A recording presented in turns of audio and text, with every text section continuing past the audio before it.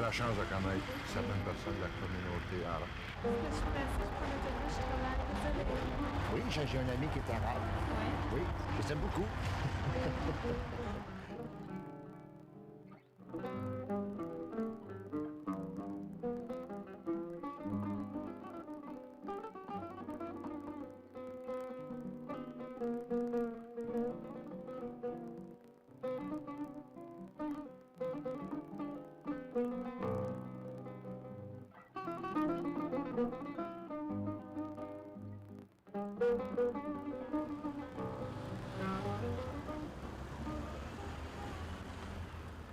Les ethniques arabes? J'en connais pas. Non, malheureusement, je ne fréquente pas. Je n'ai pas personne dans mon entourage. Je sais pas, là, on n'a pas vraiment pas de rapport, mais je sais pas, on se rend pas compte s'ils sont arabes ou pas, là, ça fait pas de différence pour nous, là. Je sais pas, s'ils s'affichent beaucoup, peut-être qu'on va s'en rendre compte plus, là, mais... Les Arabes? Oui. Je pense qu'ils n'ont pas beaucoup d'affinité avec les Québécois. Peut-être on pourrait plus les voir avec des Noirs. On a plus d'affinité Noirs-Arabes, mais Arabes-Québécois puis Arabes-Chinois, ça marche pas. Mais je connais pas beaucoup d'Arabes à Montréal. Je pense que c'est dur pour beaucoup des immigrants. Moi, je suis une immigrante aussi, là, mais je viens d'Europe du Nord, alors peut-être c'est pas le même comme eux qui viennent de Moyen-Orient. Mais je sais que pour beaucoup d'immigrants, ils doivent aller se cacher presque, puis ils sont pas admissibles à rester ouverts comme l'autre monde ici. Bon, si on essaye de définir les Arabes comme peuple, peut-être la première chose qu'il faut dire, c'est que ce n'est pas un groupe ethnique, au sens de peuple ayant une origine commune. Ethniquement, les Arabes ont des origines très très diverses. Ils sont les descendants de peuplades qui parlaient des langues différentes. C'est ça les Arabes, ce sont ces peuples qui ont adopté la langue arabe et l'islam en majorité, mais pas en totalité. Ils ne forment que 20% de la population musulmane totale. Donc un musulman sur 5 est arabe, en gros. À l'intérieur de ce groupe qui s'exprime surtout par la langue et dont l'unité a été construite autour de la langue, mais autour d'une histoire commune aussi, on retrouve donc des chrétiens, des juifs, des animistes, au Soudan par exemple, et qui forment à peu près quelque part entre 10 et 20% de la population arabe totale. Donc, quand on parle des Arabes, il y a une énorme variété de ce point de vue. Il y a des variétés plus grandes aussi par rapport à d'autres facteurs. Il y a des Arabes qui viennent d'un milieu urbain, d'autres qui viennent d'un milieu rural, et d'autres enfin de milieux plus bédouins ou nomades. Dans chacun de ces groupes, il y a des gens qui sont très fortunés, il y a des gens qui sont moins fortunés. Il y a donc un éventail de situations sociales très large qui fait qu'il est très difficile de mettre tous les Arabes dans le même moule d'une certaine façon. L'identification en Occident en général entre islam et arabe, ce qui ne correspond pas tout à fait à la réalité de ce monde. Et malheureusement, on est obligé de rappeler des éléments historiques élémentaires, de dire par exemple que Mohammed est né en 570, il est mort en 632. Donc l'islam qui s'est développé dans la région de la péninsule arabique et du Proche-Orient arabe, il y avait des gens qui habitaient là-bas avant et qui étaient arabes. Donc il y avait toute une civilisation là-bas, fleurie et tout. On l'a comparé à l'Égypte, on l'a comparé aux civilisations mésopotamiennes. Et il y avait un échange culturel entre cette civilisation et justement la plus ancienne de ces civilisations, la Mésopotamie, Sumer, D'autant plus, et là on a tendance à oublier aussi, il y a toute une tradition de chrétiens d'Orient, quand on ne parle pas un mot de ça. C'est-à-dire, l'Occident s'est converti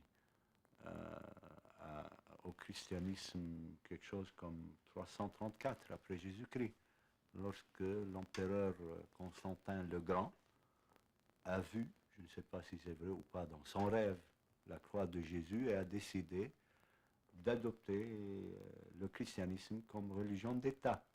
Alors qu'avant lui, il y a 350 ans de chrétiens d'Orient qui ont été persécutés par Rome et qui représentent actuellement dans le monde arabe, je dirais, je n'ai pas des chiffres, sur 300 millions d'Arabes actuellement, il y a non moins que 25 millions de chrétiens à travers le monde arabe. Et c'est des gens enracinés dans cette civilisation et qui ont leur tradition, leur philosophie, leur littérature, les pères fondateurs de l'Église, tous ces gens-là appartiennent à cette partie du monde. Par exemple, Jean Damascène, par exemple, Saint Justin, qui est le premier des apologistes, toute l'école d'Alexandrie qui s'est développée avec le débat entre l'Ancien Testament et le Nouveau Testament. Donc, lorsqu'on parle d'arabe, malheureusement, ici, c'est identifié automatiquement à musulmans, alors que chez nous, cette civilisation arabe a pu intégrer des chrétiens, des juifs également. Les juifs qui étaient dans la tradition de cette civilisation sont bien intégrés. Ils ont fait une production intellectuelle aussi valable que les musulmans de l'époque. Ils étaient derrière un mouvement de traduction de la philosophie grecque, au même titre que les chrétiens, et on ne faisait pas ces nuances. C'est-à-dire on a présenté la chose de telle façon que il y avait un diable qui s'appelle l'islam, on l'a présenté comme ça en Occident, malheureusement, qui persécutait les chrétiens et les juifs. Ça ne correspond pas au réel. Juste pour un simple rappel historique, les Arabes, musulmans et juifs ont été chassés ensemble en 1492 par les Espagnols à la chute de Grenade.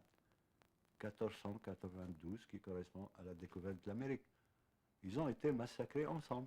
La communauté arabe, c'est-à-dire les gens, les immigrants qui sont arrivés aux États-Unis, au Canada, comme ailleurs, ils passent à travers les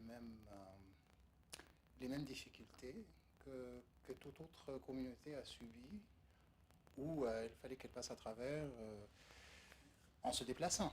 Alors, je ne crois pas que les difficultés éprouvées par la communauté arabe soient très différentes de ce qui a été ressenti par les Irlandais, les Italiens, les Polonais, à ceci près que le conflit israélo-arabe pendant des années, depuis 1948, je dirais jusqu'à 1982, a ajouté une difficulté supplémentaire. Les caractérisations archi simples et simplistes de ce conflit, surtout telles que rapportées dans l'immédiat, l'industrie du divertissement et tout le reste, a ajouté une difficulté supplémentaire. C'est-à-dire les gens qui sont venus des pays arabes avaient à composer effectivement avec certaines images qui n'étaient pas très favorables.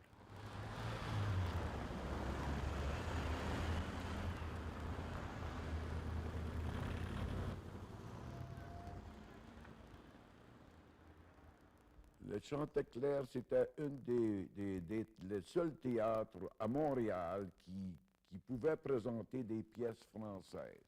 Parce qu'il n'y avait pas, excepté le Chanteclair, puis je crois qu'il y avait un petit théâtre sur la rue Sainte-Catherine qui s'appelait le Canadien national française. Mais ici, c'était le théâtre Chanteclair qui avait réussi d'être nommé comme le premier théâtre canadienne-française qui donnait des pièces sur la scène qui étaient des pièces écrites par des grands écrivains comme Alexandre Dumas et puis tous ces grands écrivains-là.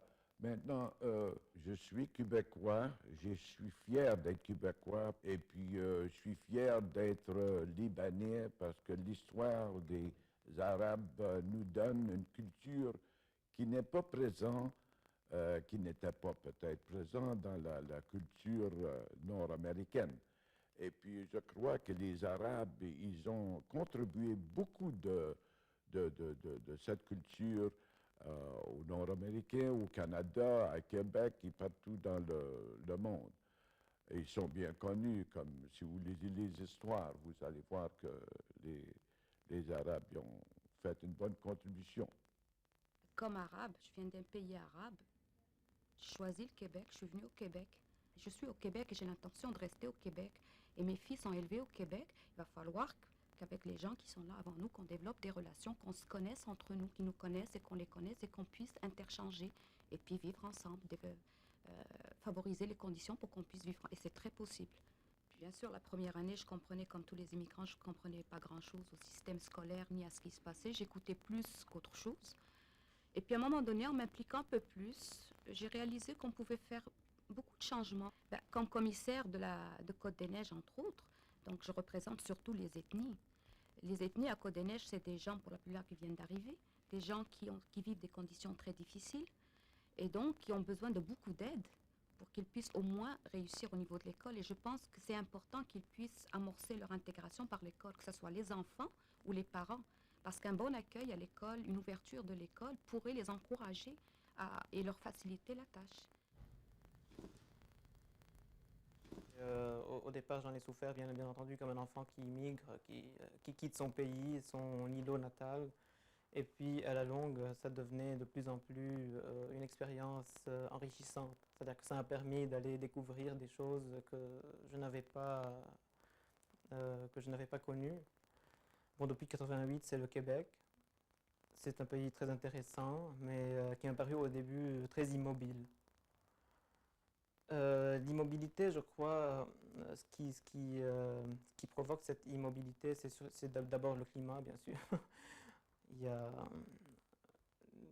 la neige, la glace, mais il y a aussi une espèce de vie un peu figée, préfabriquée.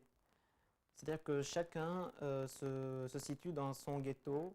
Par exemple, disons, les Italiens sont tout seuls, les Libanais tout seuls, et forment une espèce de ghetto dans lequel ils se retrouvent et dans lequel ils se forgent une sécurité. Mais ça, ce n'est pas seulement par rapport aux nationalités, c'est aussi par rapport aux classes. Alors, ce qui fait que la société se retrouve morcelée, c'est-à-dire qu'on n'a pas vraiment une unité sociale, et ça, je crois que l'éducation a beaucoup à voir là-dedans. Il faut, dès le départ, habituer l'élève,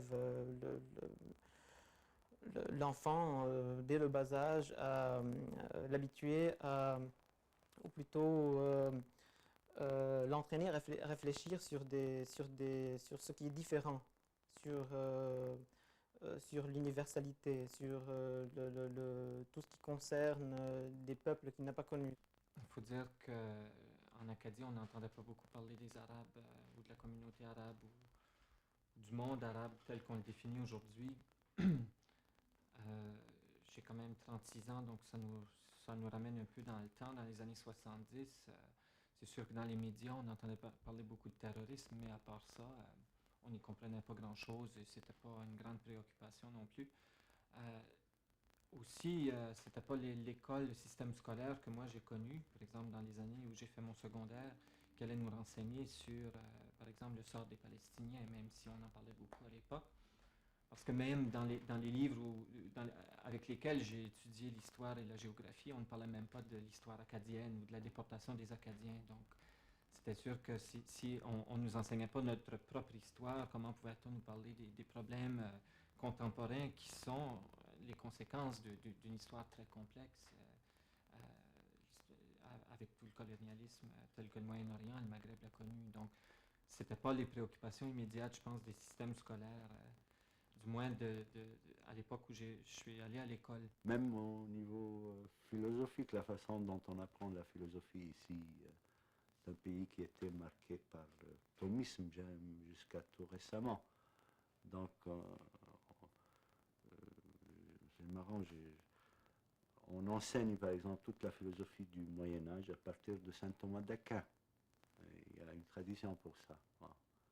À savoir que le maître penseur de saint Thomas d'Aquin, Albert le Grand, par exemple, était un adepte de Averroès. On ne se pose même pas la question, mais qui c'est ce gars? C'est une façon de refouler toute une période de l'histoire dans la façon d'enseigner. Dans les manuels scolaires, et ça depuis longtemps, le seul racisme, entre guillemets, légitime qu'on trouve encore de manière un peu plus explicite va concerner les Arabes.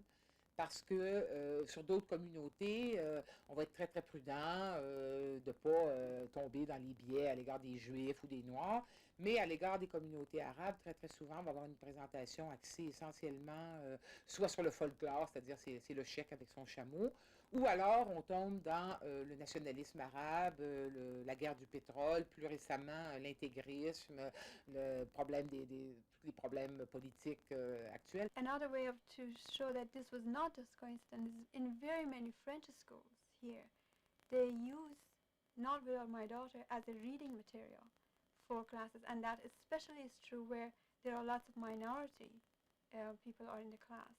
It just came out exactly during the Gulf War, which of course, with all the negative presentation of the Arab world and the Muslim world, that actually had very much impact. It's presentation of the dehumanizing another culture in a very subtle way, and presenting how women, in fact, are presented and treated, and therefore that film that is made by American, filmed in non-Muslim countries, then is presented as evidence of oppression of Muslim women. On the impact of that, let me tell you that that has created a lot of problems for not so much the male students, but female teenage students. And a lot of them are seeing school counselors, they're going to psychologists. It's a major, major problem. And there's almost every meeting that the Iranian community has, that has become as an issue. There are articles people have written, horror stories, that especially girls of age of 12 to 16, 17, who are brought up here, where a lot of them are born here, or they have come here when they were 2 or 3 years old.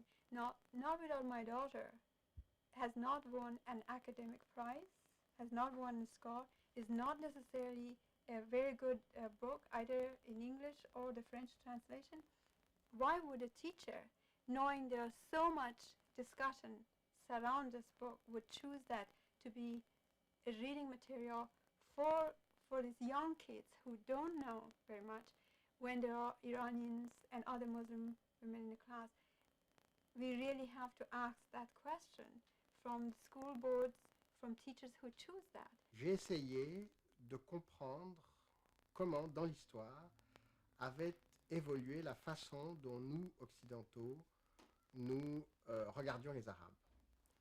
Et j'ai, je crois, identifié un certain nombre d'étapes de ce regard de l'Occident sur l'autre, en l'occurrence l'autre arabe, c'est-à-dire l'autre qui a toujours été pour la chrétienté occidentale et ensuite l'Occident, le plus proche, puisque tout près de l'autre côté de la Méditerranée. L'image de l'autre s'est révélée à travers ce qu'on pourrait appeler l'affrontement religieux, parce que, au fond, quoi, la chrétienté occidentale découvre l'islam un peu tardivement, pas tout de suite, et elle se rend compte qu'il y a là comme une espèce de concurrence religieuse, si vous voulez, qui s'est installée de l'autre bord de la Méditerranée, et que, bon, cette concurrence religieuse, elle gruge le christianisme.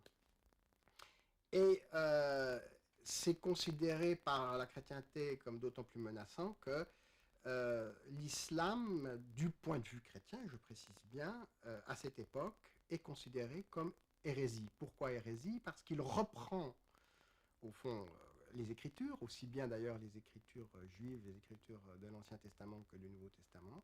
Il les reprend, mais en les modifiant, toujours du point de vue chrétien.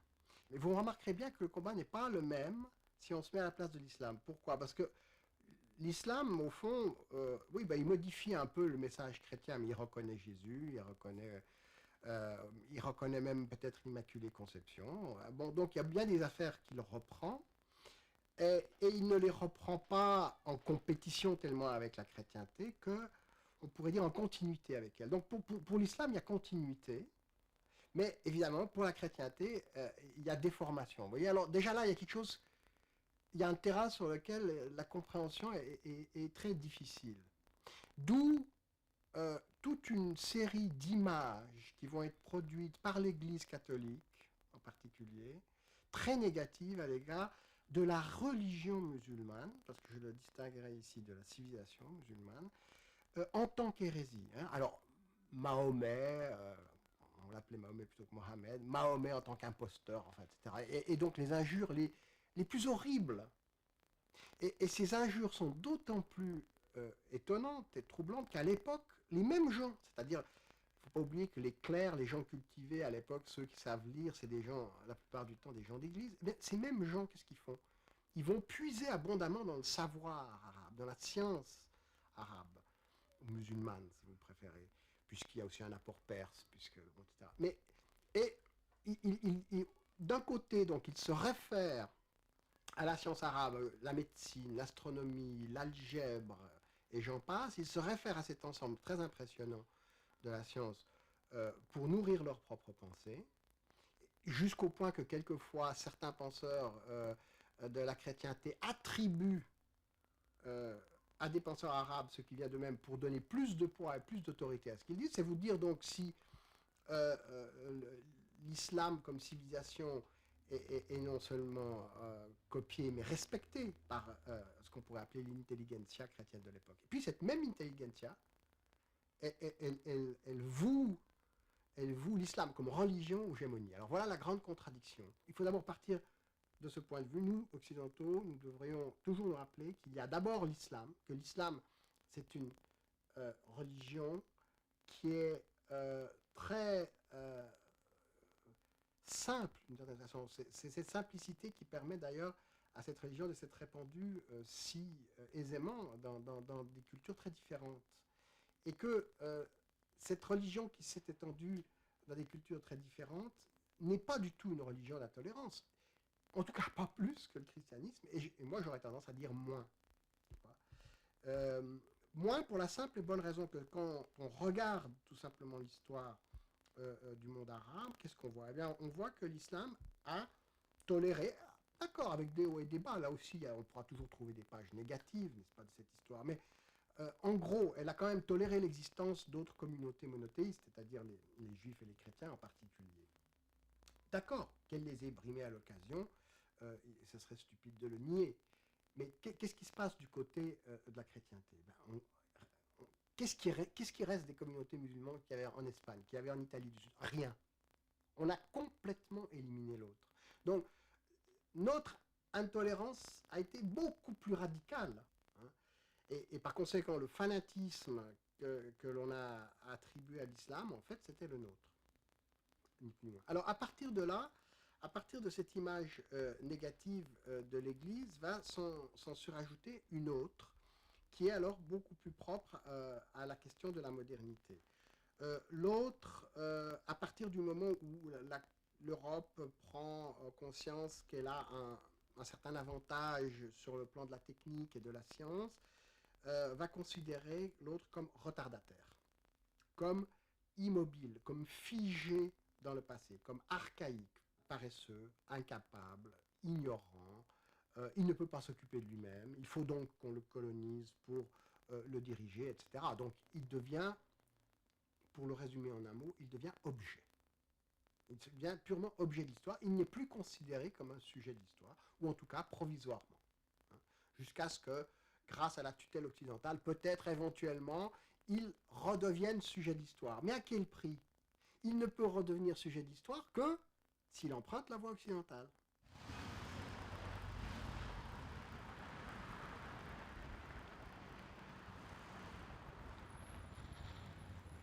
Moi, je suis bien contre la religion islamique. Vous êtes contre la religion islamique? Bien, certainement. On n'en connaît pas beaucoup. cultures différentes, des fois des chocs de culture, des confrontations. Un peu à l'intégrisme. Je pense qu'il y a des problèmes quand même avec l'intolérance de notre société, mais je pense pas les Arabes plus que les autres ils ont un sujet à ça. Peut-être la religion, parce que j'associe assez souvent la religion islamique avec les Arabes. Peut-être la religion, il y a des affaires que je suis comme plus ou moins d'accord.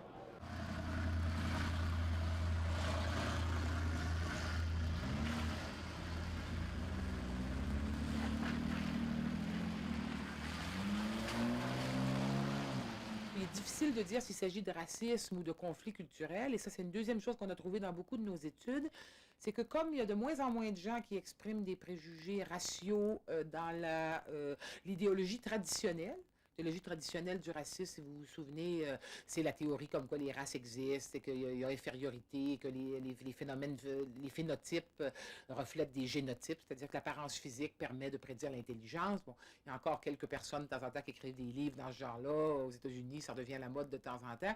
Mais généralement, il y a très peu de gens qui sont explicitement racistes au sens de l'idéologie.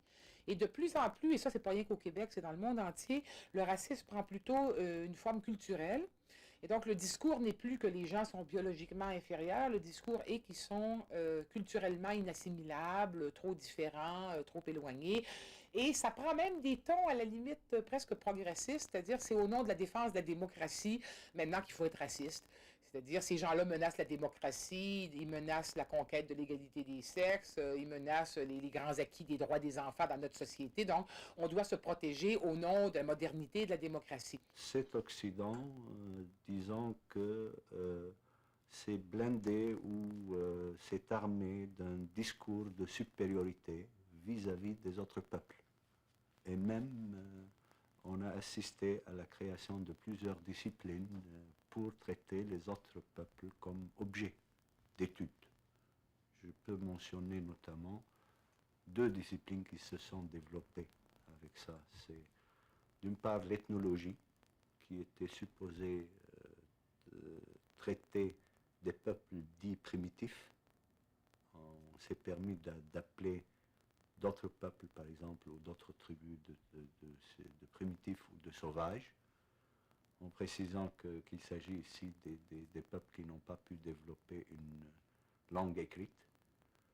Et vis-à-vis d'autres peuples, comme par exemple chez nous les Arabes, c'était un peu honteux de nous appeler primitifs parce qu'on a une langue écrite qui remonte à beaucoup plus loin que l'Europe. Ils ne savaient pas lire et écrire à l'époque lorsqu'on a inventé la chose. Non? Donc on nous a inventé une autre discipline qui s'appelle l'orientalisme, pour étudier, disons, ces peuples en tant qu'objet d'étude. On n'est pas sorti, à mon avis, de cette problématique. Je sens actuellement de plus en plus un besoin qui se crée ici au Québec pour une meilleure compréhension de ces peuples-là, surtout que dans les masses médias, et ça on n'y a pas échappé, nous on a l'habitude comme Arabes de nous présenter comme des conquérants. Donc comme cette image a beaucoup fonctionné pendant surtout le conflit israélo-arabe, ça a bien fonctionné, pas pour les intérêts des Arabes. Il est temps maintenant de faire le bilan et même pour ceux qui ne nous aiment pas beaucoup, d'améliorer leurs arguments parce que c'est tellement invraisemblable que...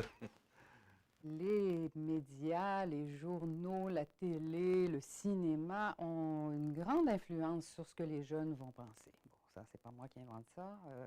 On entend ça partout, on le voit partout. Chez les jeunes des minorités, entre guillemets, j'emploie bien prudemment ce terme-là, de certaines communautés, et entre autres dans la communauté arabe, l'image est toujours, je dirais qu'elle est toujours négative. En tout cas, elle est très souvent négative. Et en particulier, depuis les dernières années, les images sont vraiment l'arabe est musulman, le musulman est intégriste et l'intégriste est un terroriste. Bon, l'arabe est un terroriste, on arrive vite à tout ça. En plus qu'on a tous les clichés qu'on accroche à toutes les communautés des gens de toutes les origines. On peut dire que cette image ne découle pas de l'expérience d'interaction entre les Arabes et la société d'accueil. Ce n'est pas en voyant vivre des Arabes ici qu'on a dit « Ah, ben, ils se comportent de telle façon, puis on n'aime pas telle autre façon ». Cette image est née beaucoup plus de l'actualité internationale. C'est ça qui explique cette image beaucoup plus que l'interaction. Et dans l'actualité internationale, le problème majeur qui a été le moteur de cette image, ça a été l'incompréhension en Amérique du Nord en général du problème palestinien. En gros, les élites politiques au Canada, au Québec, et en Amérique du Nord plus généralement, ont adopté une vision totalement pro-israélienne du conflit. Et donc, cette vision s'est reflétée dans les médias aussi. Et donc, on représentait des images des Arabes, un portrait qui était complètement déconnecté de la vraie réalité. Il y a une petite anecdote qui s'est passée déjà un certain nombre d'années, peut-être une quinzaine d'années, mais qui est assez significative. C'est l'histoire d'une étudiante au secondaire qui apprend qui est arabe, qui est égyptienne, et qui dit à un de ses camarades un jour comme ça, mais moi je suis arabe. Et à ce moment, l'étudiant n'en croit pas ses yeux, il ne savait pas qu'elle était arabe, alors il la secoue par les épaules en lui disant « maudit arabe ». Sur ces entrefaites, le professeur arrive et elle veut prendre la défense de l'étudiante, alors elle engueule le garçon en lui disant « t'as pas honte de traiter d'arabe une si gentille fille ». Et l'histoire, c'est une vraie histoire qui était, qu'une collègue m'a raconté qu'elle a vécue elle-même, et qui montre que, d'une part, il y a des vraies personnes qui sont d'origine arabe qui vivent ici, et d'autre part, il y a une certaine image stéréotypée extrêmement négative qui ne colle pas. De façon générale, on peut dire que les communautés arabes et moyen-orientales sont un des groupes qui se plaignent le plus fréquemment à la Commission.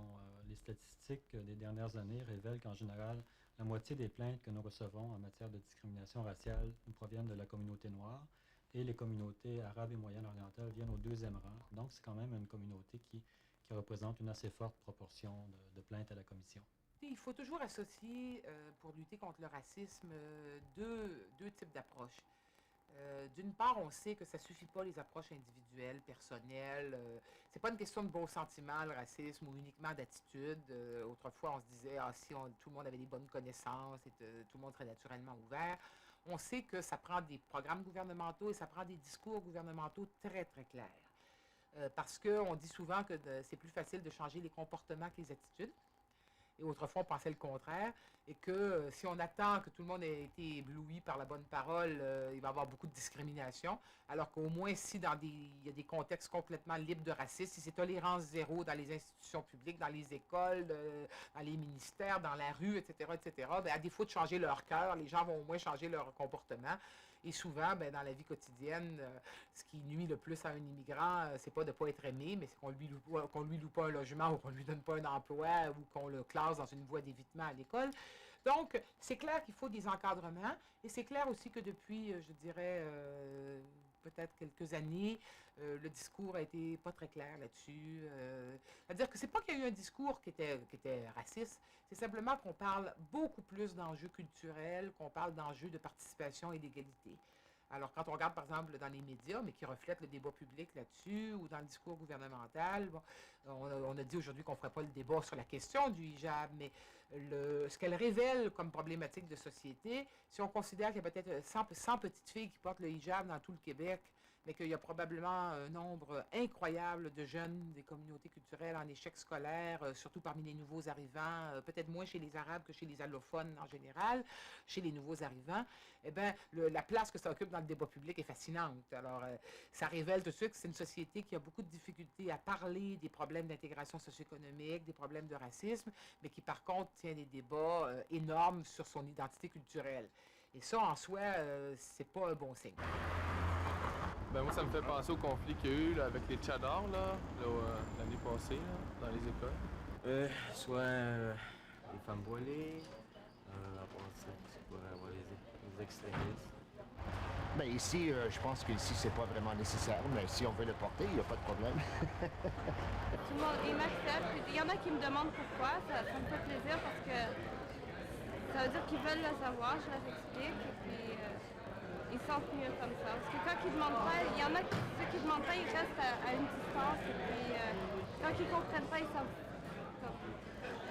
Ils préfèrent, il y en a qui préfèrent l'ignorer. As soon as I talk about being Iranian and being Muslim, the discussion will end on the veil, as there's nothing else that matters in the life of Muslim women than the scarf they choose to wear, or they don't wear, or they probably wear without thinking about it.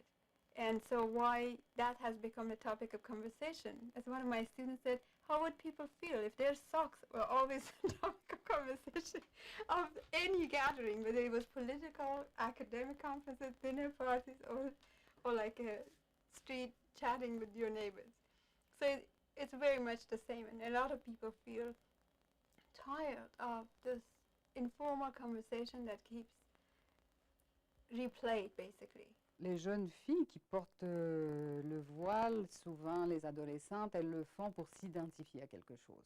Elles le font parfois aussi en réaction. En réaction parfois à leur famille, comme tous les adolescents à un moment donné vont faire quelque chose en réaction à ce qu'on leur demande dans la maison, mais aussi en réaction avec ce qu'elles vont sentir dans la société, à l'école. Comment est-ce qu'on perçoit les femmes musulmanes ou les femmes arabes? Bon, elles vont parfois copier exactement l'image stéréotypée. On voudrait que les femmes arabes soient toutes des femmes musulmanes et que toutes les femmes musulmanes soient toutes des femmes voilées, donc elles vont répondre à ça.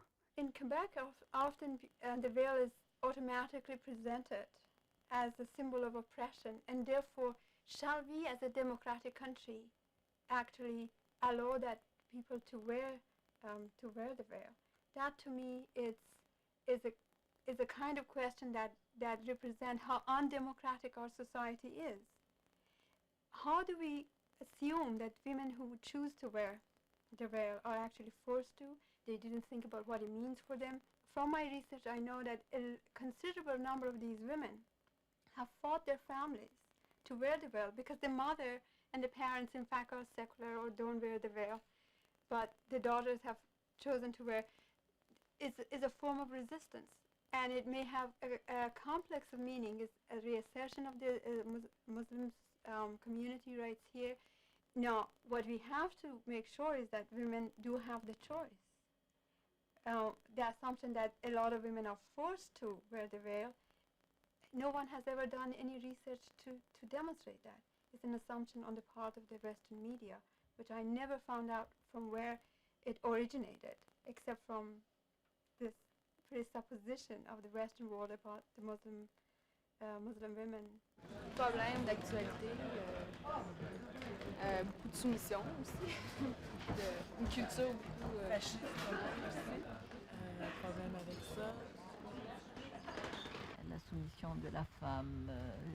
Pour moi, les religions au tout début ont été faites par des hommes et c'était la puissance humaine. Alors à ce moment-là, arrêtons ça, puisque la femme quand même évolue, elle devrait évoluer dans ce même niveau. Ben, je sais qu'il y a une grande autorité de l'homme envers la femme, là, comme dans leur pays, mais je sais pas grand-chose d'eux autres. Ben, c'est la femme soumise que je veux pas ça. Moi c'est l'égalité des peuples. L'égalité de tout le monde. Tout le monde a le droit de faire son chemin. Et tout le monde a le droit de bien vivre. La femme soumise aux pieds de l'homme, c'est non.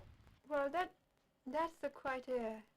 in some way I object to the question of looking at women in the Middle East, because women to me is not a social category.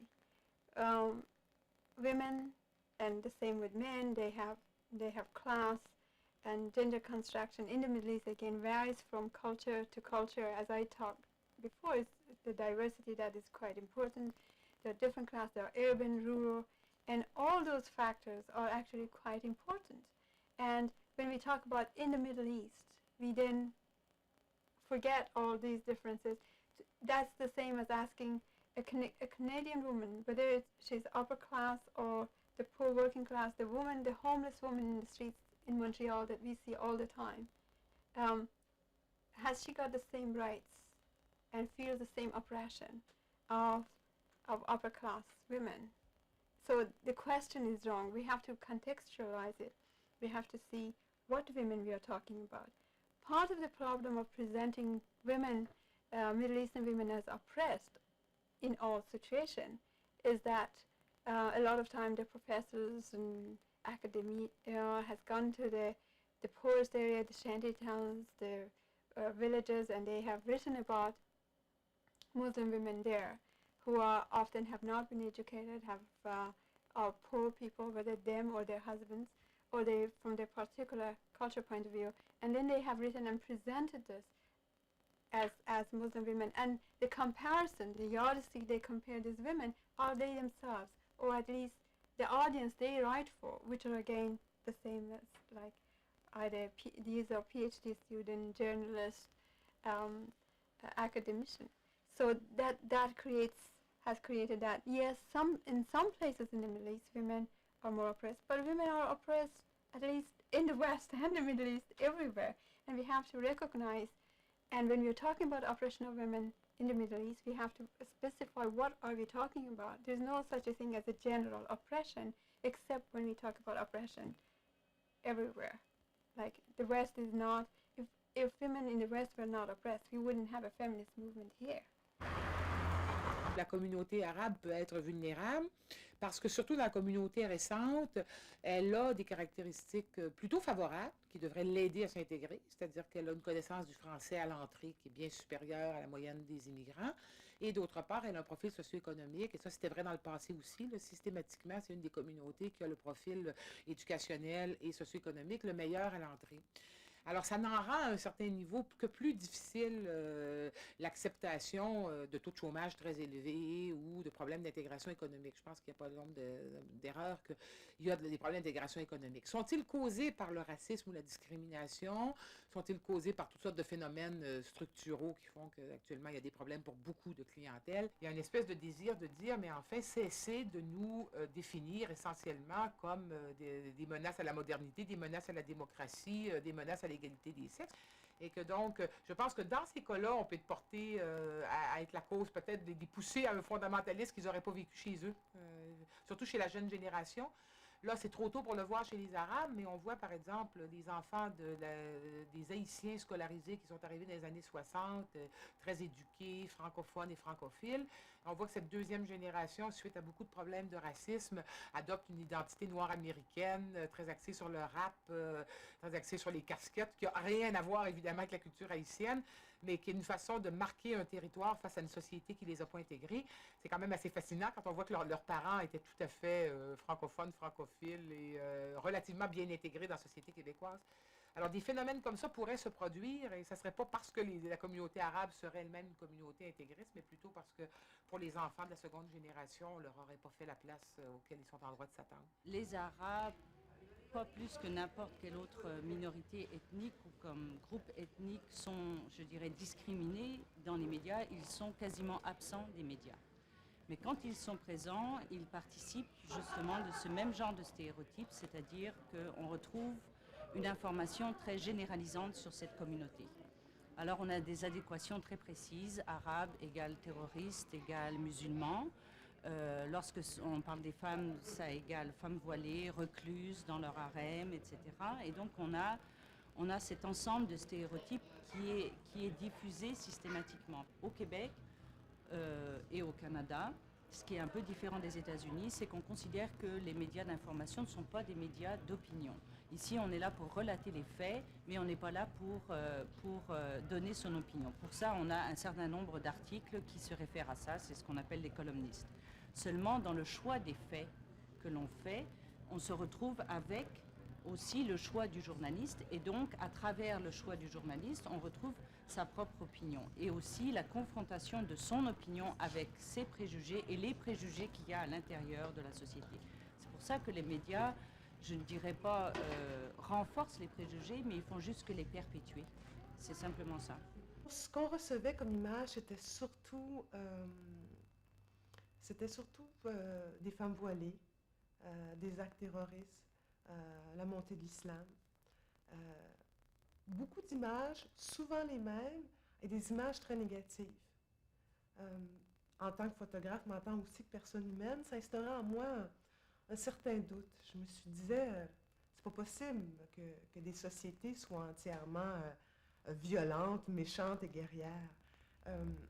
Je dirais qu'en partie, c'est ce qui a justifié mon désir d'aller sur le terrain là-bas, en 91. Ça a été, le premier contact a été celui-là avec le Liban. Je dirais que ça a été une très grande surprise de voir le quotidien qui ne parvenait pas jusqu'à nous.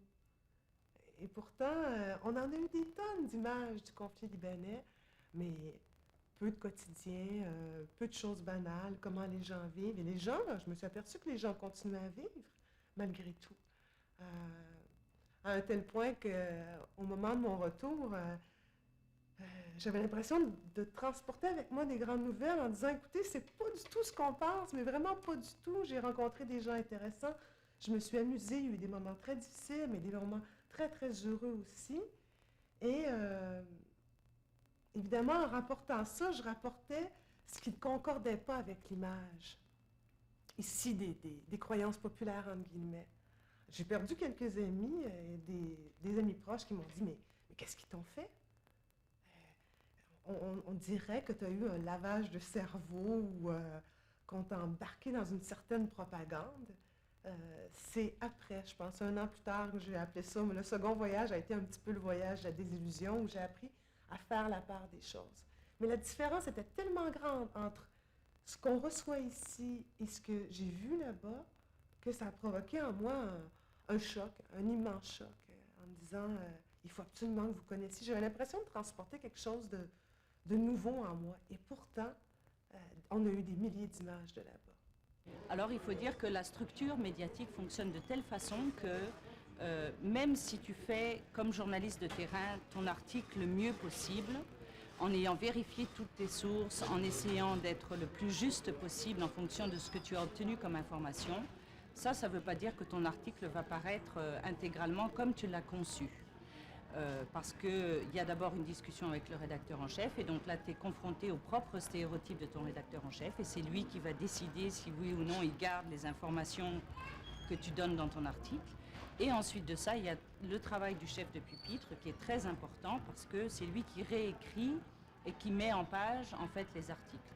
Alors, il suffit qu'il change le titre de ton article pour que tout l'effort que tu as mis et toutes les informations que tu as diffusées soient de nouveau complètement faussées. Parce qu'il fallait parler d'autre chose et que canaliser simplement l'information sur ce problème-là, ça ne faisait que reproduire les stéréotypes qu'on connaît vis-à-vis de la communauté arabe. Évidemment, ce sont des réalités, sauf que toute la question, quand on parle de stéréotypes, comme vous savez probablement, d'ailleurs, il y avait un slogan de Radio-Canada qui disait « L'important, c'est pas de dire la vérité, tout le monde dit la vérité, mais c'est de dire toute la vérité ». De nos jours, le racisme ne se construit pas en disant des choses fausses, il se construit par omission plus que par commission, c'est-à-dire qu'on parle de problèmes réels, mais on ne parle pas d'autre chose. C'est assez similaire, par exemple, aux problèmes qu'on a par rapport au traitement du tiers-monde, où on ne dit pas des choses fausses, c'est-à-dire qu'on n'invente pas les famines et on n'invente pas les catastrophes naturelles, mais c'est en ne parlant que de ça qu'on construit un stéréotype. Dans ce sens-là, la communauté arabe est vulnérable, donc, parce qu'elle est internationalement dans une situation délicate et qu'elle ouvre donc le flanc à un discours sur l'incompatibilité culturelle au nom de grandes valeurs. Alors, c'est encore plus délicat, bien sûr. Ils disent souvent des affaires qui ne sont pas vraies. Et la plupart, et les affaires qui ne sont pas vraies, c'est tout le temps quelque chose de négatif, la plupart du temps. Par exemple, si j'ai déjà été interviewée aussi. Quand on est interviewé par des gens pour le journal, ils vont changer un peu ce qu'on a dit pour dire autre chose qui veut dire presque le contraire. Tout ce qui est rapporté par la presse, les mass médias, c'est toujours négatif. Un père tue sa famille, tous les hommes sont des écœurants. Un arabe tue sa famille, tous les arabes sont des tarés. Une femme fait quelque chose de pas correct, toutes les femmes sont pas correctes. C'est tout ce qu'on voit dans les mass médias, c'est tout ce qu'on voit dans les journaux. J'en ai un, là.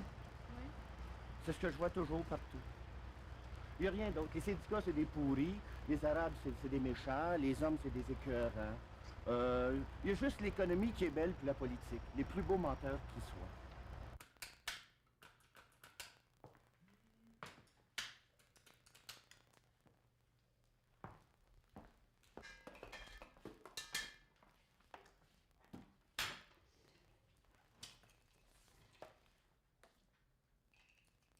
Dans les journaux, par exemple, on voit souvent, c'est très rare, jamais que ce sera les légendes des photographes.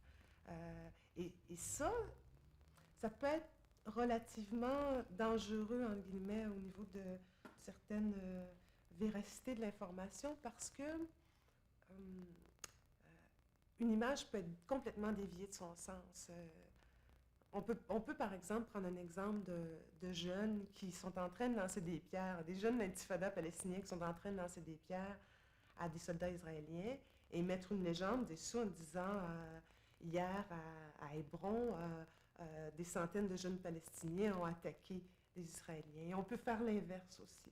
Alors, j'avais besoin de me réapproprier moi-même mes légendes et de parler du contexte. Parce que le contexte est très intéressant. Le contexte, c'est le rapport à l'autre. Et évidemment, c'est les yeux dans les yeux avec la personne qu'on photographie, mais il y a tout le contexte de la prise de vue. Comment s'est fait le travail. Et aussi d'ajouter des choses qui pointent particulièrement le fait qu'on croit connaître les populations arabes par la quantité d'images. Et je ne parle pas de la diversité, mais de la quantité. C'est souvent les mêmes. Alors, ça me semblait nécessaire de... parfois, les légendes sont très informatives, parfois elles parlent de faits historiques, de parler d'eux, de parler des gens que je photographie, dans quel contexte ils vivent, si c'est dans les territoires occupés, d'ajouter tout ça en guise d'information. Justement, elles sont très bien bâties, les croyances populaires autour des Arabes, souvent les fausses croyances populaires. Et c'est très difficile de les défaire. Alors, il faut faire beaucoup d'efforts, amener beaucoup d'images différentes et ajouter beaucoup d'informations. Ce qui me déprime quand je reviens du Moyen-Orient, et ce qui est le plus gros défi de vivre dans ma communauté d'origine, quand je considère la communauté canadienne ou occidentale, ma communauté d'origine, ce que je trouve vraiment difficile dans ce retour, essayer de me réintégrer, c'est les terribles malentendus qui peuvent exister entre l'Occident et l'Orient. Quand je reviens ici, j'essaie de dire aux gens, oui, mais le monde arabe, c'est pas ça, c'est pas ce que les médias vous présentent. L'islam, c'est pas ce que les médias vous présentent. Et c'est difficile quand on vit ça de l'intérieur, de voir ces malentendus qui débouchent sur une impossibilité quasi complète de communication entre les deux communautés, entre Orient et Occident. Tout le monde part avec des idées reçues qu'on essaie de défendre et on dirait que le débat ne se limite qu'à ça. Donc, je crois que c'est quand moi j'arrive là-bas avec les mains vides, c'est-à-dire que mon bagage culturel, je le laisse chez moi. Tout ce qu'on a voulu m'apprendre ou ce qu'on a essayé de m'imposer comme attitude, je laisse tout ça chez moi et j'arrive les mains nues. Et cette disponibilité de recevoir de l'autre, eh bien l'autre la ressent aussi. Et c'est la même chose quand les gens arrivent ici.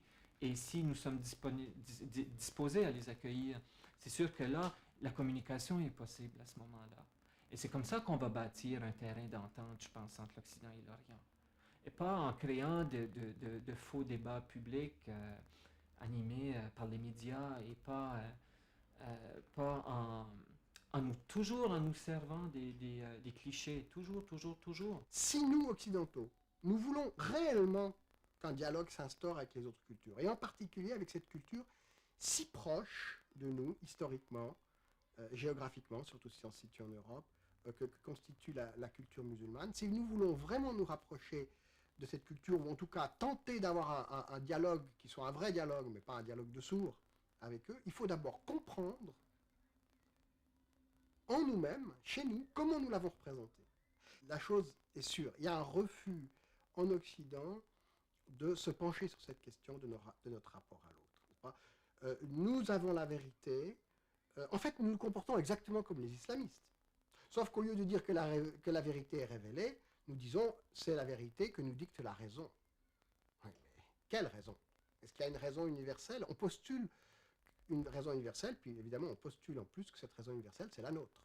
Alors qu'évidemment que dans le monde, il n'y a qu'à regarder le monde tel qu'il est, il y a bien évidemment des raisons contradictoires qui sont à l'œuvre. Alors dès le moment où on accepterait d'abord qu'il y a des raisons contradictoires qui sont à l'œuvre, que l'universel dans le monde, c'est peut-être quelque chose de souhaitable et de potentiel ou de virtuel dans l'humanité, mais qu'il n'est pas dicté par une civilisation sur les autres, qu'il ne peut être que le résultat d'un dialogue réel avec l'autre, et bien à ce moment-là, il faut se demander qu'est-ce qui, en nous, qu'est-ce qui, dans notre façon de percevoir le monde et de percevoir l'autre, nous empêche de dialoguer avec lui.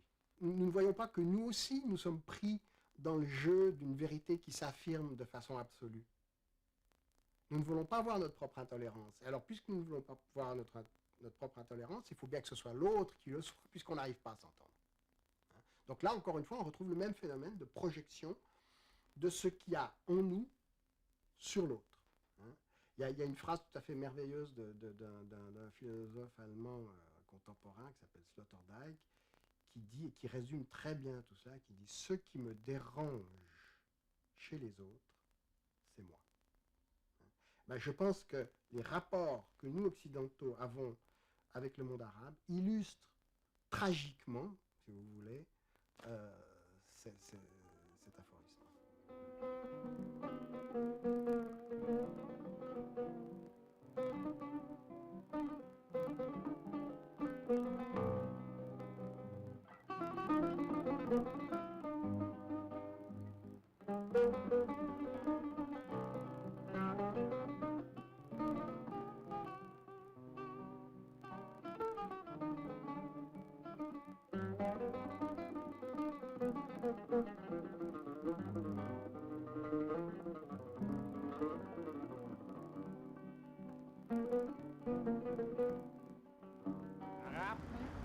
Pas pire que d'autres mondes.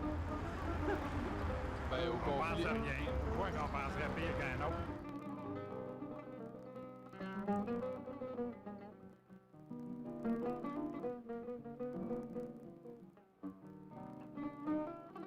Je l'apprends avec cette communauté-là. Je pense que c'est des gens comme, comme n'importe qui d'autre. Je pense que on a tendance de dire que les Arabes, on les voit d'une façon différente, mais en tout cas, c'est pas le cas pour moi.